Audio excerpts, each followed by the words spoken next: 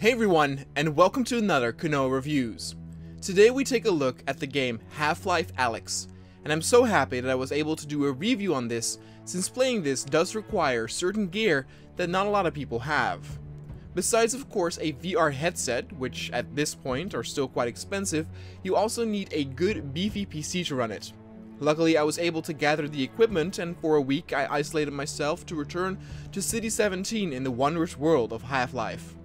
It has been 15 years since the last proper Half-Life game, being Half-Life 2. Though the Half-Life franchise does not have a lot of iterations, it is nevertheless one of the most important game series out there as for what it did to gaming in general. The original Half-Life was released in 1998 and delivered incredible storytelling and a cinematic experience immersion like never seen before. Half-Life 2 was then released in 2005 and revolutionized gaming with its beautiful graphics, its original setting, but of course most famously, its incredible physics system. Physics-based games did already exist back then, like Far Cry 1, but there had been no game that did physics as well as Half-Life 2. Objects would actually fall and react realistically, and I remember when I was a kid I was so blown away by this that I could entertain myself by just throwing stuff around for hours on end. Ironically, I do the same thing again with Half-Life Alyx. But Half-Life 2 of course had its famous open ending, as we never got to the final episode in that storyline. And by having waited over a decade for it, the hype that an announcement of Half-Life 3 would bring could never be delivered in a regular first-person experience. Though first-person shooters nowadays are still very fun, the genre overall has not evolved for over 10 years, I would say, and I don't know if Valve would be able to do something drastically new with it. But by making Half-Life Alyx a VR title, they once again have revolutionized gaming by creating the first proper AAA experience for a VR headset. The principle of VR does appeal to me, as I think it's cool that you can be inside the game and it immerses you so much more into that experience.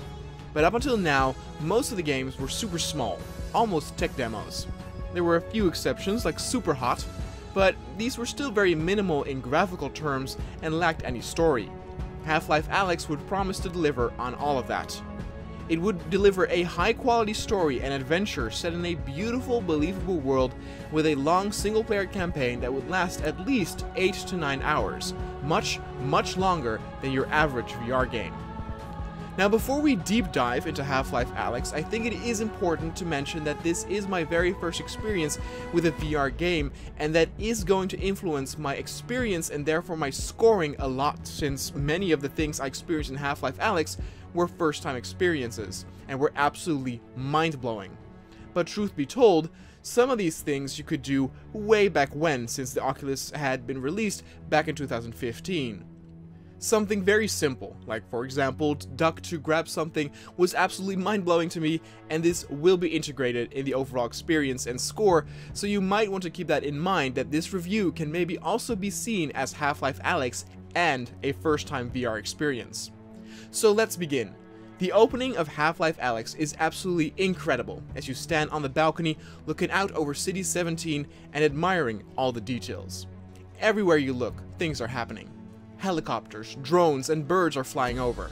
Striders are laying down cables over rooftops, and down on the street, pedestrians are riding their bikes or walking around. And all in its glory, the Citadel can be seen built in the distance, giving an incredible sense of scope. It really is a show of muscles Valve is displaying here immediately to set the tone that you are in for something epic. The balcony is also littered with a lot of items, including protein packs, flower pots, various barrels, and cans, a book written by Dr. Kleiner, and even a watering can. All of these items can be picked up, looked at, and be tossed in a realistic manner. You can even put things into other items, like smaller cans in the watering can or flower pot. It is of course too tempting not to throw the stuff from the balcony and see it crash or explode into shards down on the streets, and for the first 20 or 25 minutes or so, I must have only spent on that balcony just looking around and interacting with all these items. I've watched a few Let's Plays here and there, and most people leave the balcony after 1 or 2 minutes, even the ones that are impressed. But I was so blown away by it, by how intuitive it works, where you pick up stuff, or you indeed had to get down to grab stuff off a lower shelf, that I just kept at the same spot, ever being so amazed how this played and immersed me. Again, this is mostly because it was my first VR experience, and many might have already have had the physics interaction with other games, though from what I understand, Half-Life Alyx does it a lot better. Since I played the game a few months after release, the update with the fluid physics was also released, and seeing the fluids of the bottles move around realistically, and even simulating bubbles, was incredible. It's such a small and intricate detail. And so I continued on, and inside the gardening house where you first have your interactivity with other characters by having a telephone call with your dad. Seeing characters actually talk to you like this, and even following your face if you move left or right, was again absolutely mind-boggling. It really felt like I was inside an adventure, and everything the characters were saying connected so much more than when to be just behind the screen as I was reading subtitles. I almost always turn on subtitles in other games, but for this I did not want that, since the appearing letters would ruin the immersion. And it wasn't necessary, since the fact that all these life-size characters would talk to you was enough to keep my attention. But it seems that I am the exception in that. So many people, both on Let's Plays, but also friends that have come over and played, were just too distracted by the overall world. When people were talking, they seemed bored almost, looking for things to touch or throw. And don't get me wrong, I also loved that and would do that all the time, but only after the characters were done talking. I wanted to experience the story, and would be glued to the person's lips, after which I would destroy entire rooms again.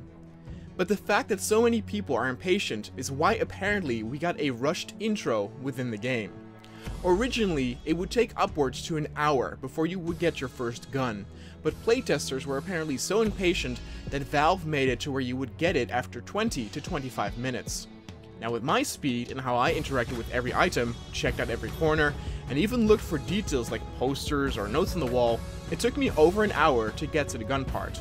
Nevertheless, it's this intro outside the quarantine zone that is so cool, as it feels very much alive with many civilians walking about and civil protection coming in to sweep the area. These parts were also very cool in Half-Life 2. You felt like you were living your life in the ghetto created by the aliens and would be forced to keep your head down and avoid attention to prevent it from escalating. By having the game in VR, the overall experience is just so much more believable, to the point where I noticed details like a missing cat poster in the laundry room. I always have loved environmental storytelling in games, like BioShock Infinite, but that becomes even more so with VR. A perfect example of this for VR would be a detective game, where you would need to figure out what has happened at a crime scene by studying the area around it. And so therefore, I actually find it a bit of a shame that Valve did not stick to the longer intro and would have given us more world building or environmental storytelling in the civilian quarters of City 17. There's actually a lot of sections where there isn't a lot of action going on. One, for example, is in an abandoned hotel, and the other takes place in an abandoned zoo. There's still combat here, but also long sections where nothing happens. Yet it is still incredibly interesting as you take it all in, with some incredible vistas and displays, like the hotel being overgrown with barnacles and fungi, or the zoo having their individual pens left, including the signs displaying information about the animals and even the remaining skeletons of some of them. So let's get back to where we were. After the short, well, for me it was very long, with my pace, but relatively short intro, we get caught and things escalate until we meet our very own Q in the form of Russell. Russell comes up with a plan to save your dad after he has also been caught, and he is with you every step of the way through a headset. He's written very funny and quirky, but not in an annoying way. Not all jokes land, but I was happy he was there to comment on what was going on every now and then. And Alyx in and of itself is also just a very cool and good written character, ever since the original Half-Life 2. And she is a great person to look up to, and an example of a strong independent woman, and even a minority since she is half black and half Asian, a combination rarely seen. Now I am no social justice warrior, and I'm always annoyed when I sense political statements dripping over into certain entertainment like Star Wars or other franchises where a statement needs to be made, whereas that is not the place nor the time for it. Half-Life could have also gone the route, where a misogynistic man was the antagonist, but instead, Alyx conveys that she is strong, smart, and independent just by being who she is. The gamer does not need to be lectured or told, and the character of Alyx Vance is all the stronger for it, easily being able to stand tall next to legends like Ellen Ripley from Alien or Furiosa from Mad Max. Now at Russell's place, you get the gravity gloves, the main pull and sort of gimmick that the game offers you. Though, it becomes apparent very early on that this is so much more than just a gimmick. Though it is very cool to being able to pick stuff up in the game world by actually reaching out to it and grabbing it, it can definitely exhaust you or tire you out as you have to bend your knees or reach around time and time again. The gravity gloves in that sense are a brilliant solution where you point at an item with your fist and then yank it so that an item comes flying over to you. You then catch it in midair, and if you want to store it, you throw it over your shoulder like you're putting it into a backpack. It all works incredibly intuitive, and before you know it, you'll be force pulling items from everywhere towards you like you're a true Jedi. Really cool, and you still as always have the option to physically pick up the items yourself if you so want to.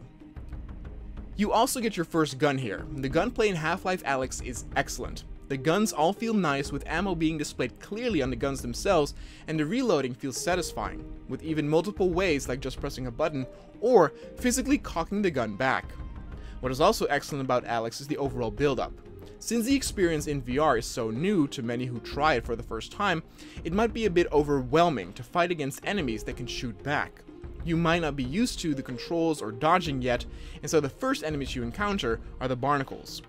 They cannot move anywhere, but are still as threatening and more grotesque than ever in this high detail and life-size versions.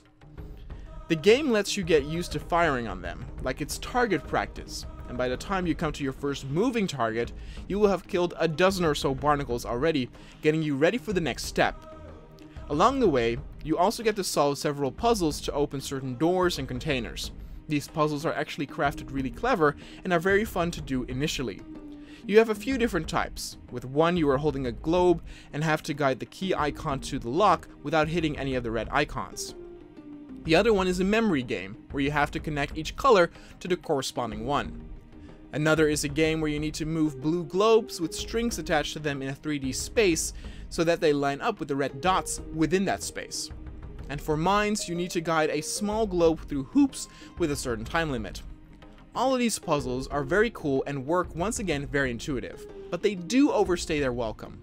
They get more and more difficult over time, and in the last 2 levels or so, I wasn't really looking forward to solving them anymore, as it just took so much time for often rewards that weren't necessarily worth it. But for most part, they are fun though. It's just that they aren't fun enough to last the entire game. But anyway, let's get back to your first moving enemy encounter. Again, instead of putting you opposite of a combine immediately, they make the correct choice in having you clash with zombies. These enemies are slow and melee only, meaning of all moving enemy types you have the biggest chance of survival with these guys. And they are quite easy. I never actually died once to a zombie in the entire campaign. They do convey good the feeling of panic or desperation if you are shooting at a nearing zombie and suddenly your magazine is empty. You'll be trying to switch ammo as quickly as possible, and the panicking feeling that ensues if you let the mag drop from your hand is textbook zombie horror movie. The levels you fight them in are also great and really atmospheric, though I wouldn't have minded some areas that were a bit more open and really in that urban living area.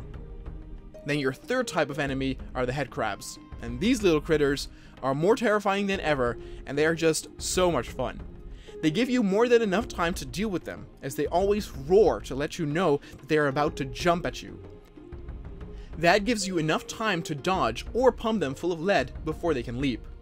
But the physics engine they use here is so awesome that you can actually catch them before they reach your face, or deflect them with a cooking pan, or even wear something like a flower pot to protect your head.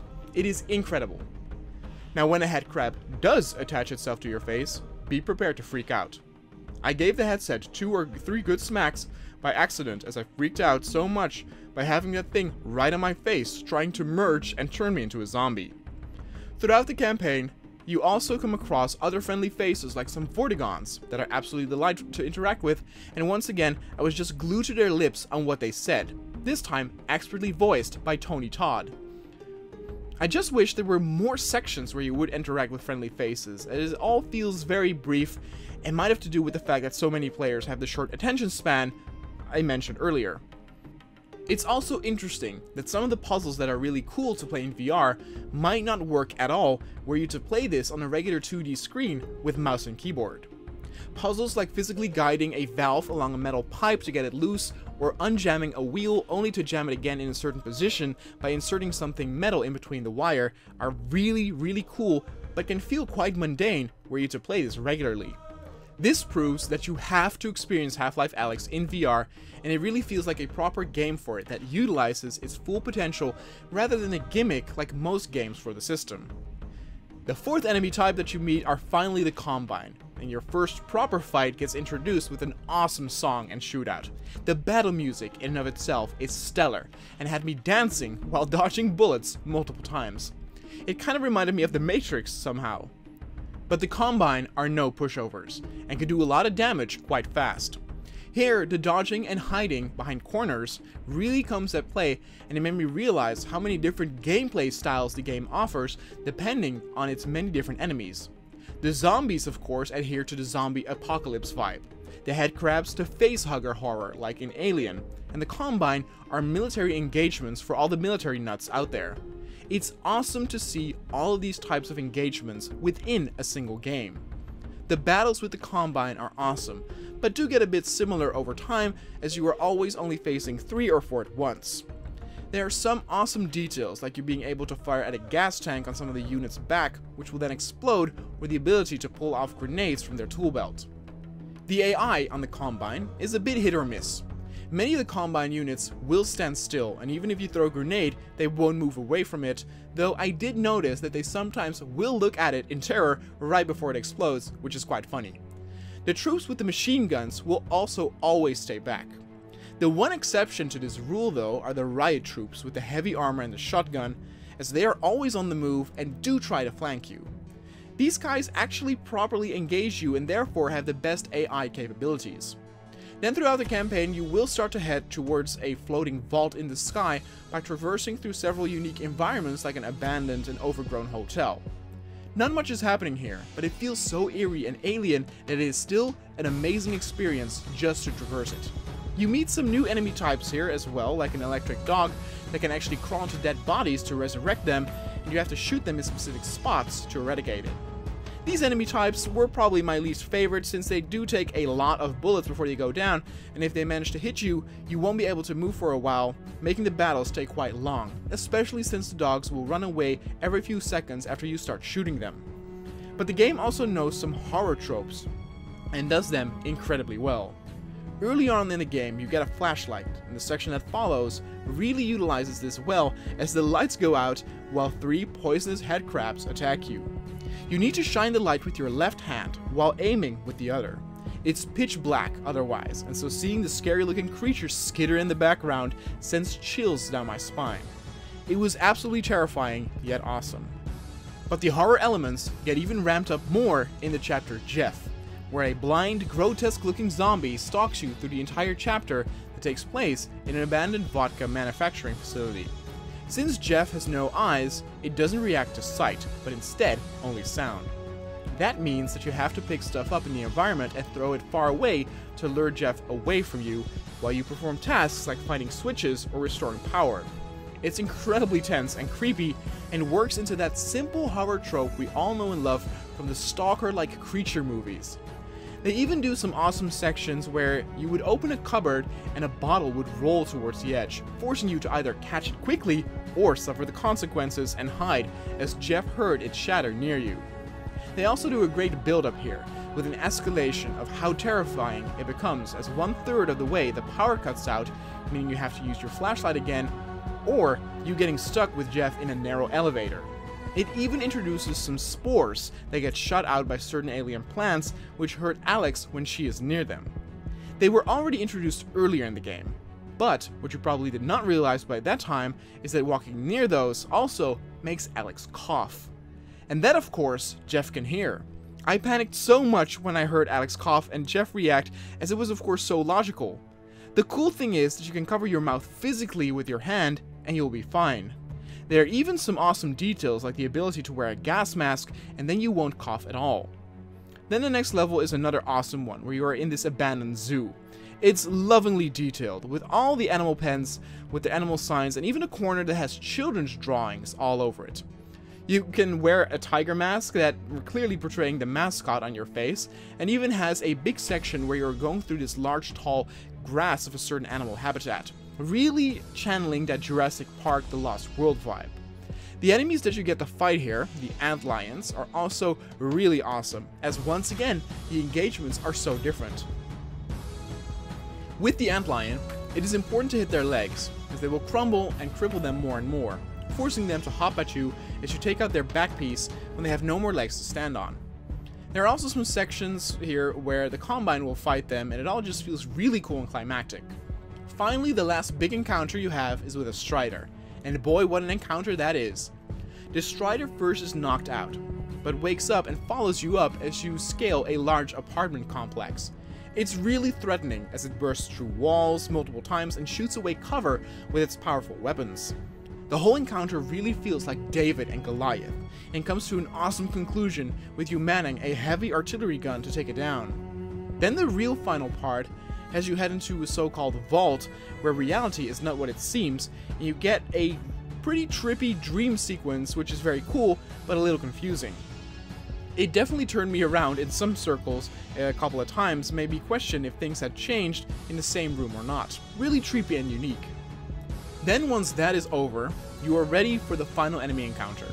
This time, they are more Combine, so some might find that a bit disappointing, but I thought it was awesome as you get these powered up gravity gloves, much like Gordon got a powered up gravity gun in Half-Life 2. In Half-Life Alyx, you basically absorb these green energy orbs from the environment and can shoot them at the enemy by thrusting your fist towards them. It's the closest feeling that Half-Life Alyx is going to give you that resembles you wielding magic. I felt so powerful and godlike by just looking at the incoming enemies and firing bolts of green lighting and energy from my fists. Really awesome. And then the game ends with an incredible high. Many of us did not think that Half-Life's storyline would be continued due to this being a prequel, but it does, even if it's only for 40 seconds or so. At the end, Alyx comes in contact with the G-Man, who looks better than ever and creepier than ever by talking all around you. He gives Alyx the chance to stop the Combine from killing her father, but in return, she is recruited by the G-Man against her will. The credits then roll, and this game has one of the best post-credit stingers I have ever witnessed. You first hear the familiar voice of the HEV suit, and then find yourself in the leather gloves of Gordon freaking Freeman, right at the point where Eli died at the end of Half-Life F2, Episode 2. Alyx has been kidnapped, and Eli says we should go after them to get her back. Dog then enters the hangar and holds something in his claws. It's Gordon's crowbar, and as Eli took the crowbar and held it out before him, nudging me to grab it, I literally got goosebumps all over. It was an incredible feeling and just the biggest nerdgasm. I actually enjoyed the moment for a good 10 seconds to let it all sink in, and then I nodded firmly towards Eli and took up that famous crowbar. And that's where it ended. Wow, I was absolutely blown away. And so we come to the conclusion of this review. Half-Life Alyx is a masterpiece and an incredibly important game for VR and what it's going to bring us in the future. Half-Life Alyx will be the standard for years to come, and the next great VR game will still be compared to how Alyx was. This is the type of game that auteurs in the gaming world, people like Hideo Kojima, Vince Zampella, Ken Levine, will also look at to be inspired, to see the capabilities of what this platform has to offer. The game does so much that will be copied over into other games. We will undoubtedly get a full-fledged VR Jurassic Park game or Star Wars game, or you name it. They might have encounters with small dinosaurs that jump at your face like the headcrabs in Half-Life Alyx, or bypass a galactic imperial security system with puzzle minigames like the ones done in Half-Life Alyx. Honestly, the blueprints for the coming 4 to 5 years of VR gaming have been set in stone by Half-Life Alyx, and it's all the more incredible for it. Now here's the thing though with the VR headsets. Even though the technology is now out for 5 years, it is still very expensive to get into.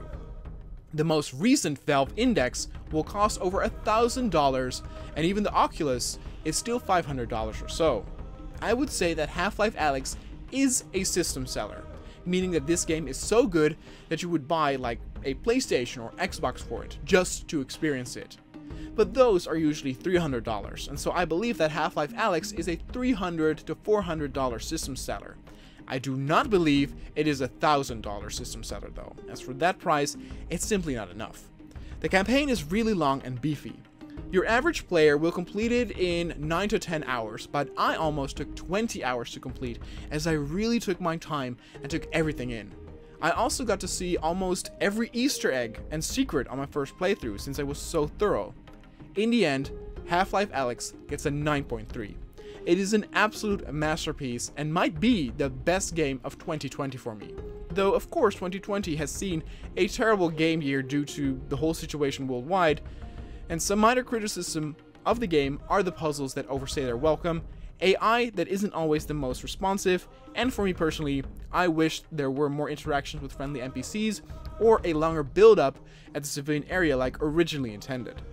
Maybe someday they will restore the version to what they had in mind for the more patient player. It felt so good to be back in City 17 after 15 years, and I truly believe that VR has a very bright future ahead of it. Until then, we have Alyx, who's got our backs.